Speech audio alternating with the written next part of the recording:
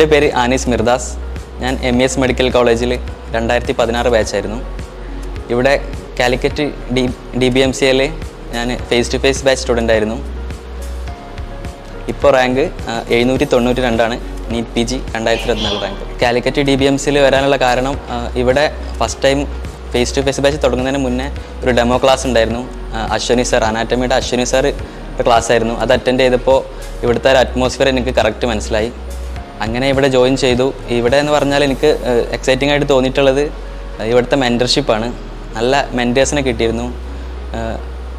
ഓരോ എക്സാംസിന് ഡിപ്പ് വന്നാലും മാർക്ക് കുറഞ്ഞാലും നമ്മളെ അതിലേക്ക് ഉയർത്തി പിന്നെയും മോട്ടിവേഷൻ ചെയ്തിട്ട് നല്ല രീതിയിൽ സ്ട്രെസ് ഫ്രീ ആയിട്ടുള്ള അറ്റ്മോസ്ഫിയർ ആയിരുന്നു എനിക്കിവിടെ കിട്ടിയിരുന്നത്.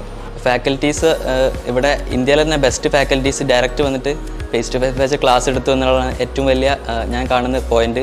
വളരെ മികച്ചതായിട്ട് എനിക്ക് തോന്നിയത് കറക്റ്റ് മന്ത്ലിയുള്ള മീറ്റിംഗ് വളരെയധികം അഡ്വാൻറ്റേജ് ആയിരുന്നു. നമ്മുടെ ഓരോ ജേർണിയിലെ ഓരോ ടൈമിനനുസരിച്ച് നിയാസ് ഖാൻ്റെ മീറ്റിംഗ് ഉണ്ടായിരുന്നു.